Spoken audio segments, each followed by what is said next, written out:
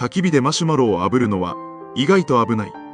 直火のすすや有害物質がマシュマロの表面に付着しやすく、健康に悪影響を及ぼす可能性があるため、特に針葉樹の焚き木を使うと、煙に含まれるタール分が強く、真っ黒になったマシュマロの表面には発がん性物質も含まれる。炭火や置き火で炙るのが安全で美味しい。焚き火でマシュマロは倍より安全を優先すべし。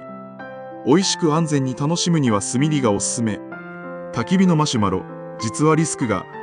美味しく安全に楽しむための正しい炙り方を紹介。アウトドア初心者も必見。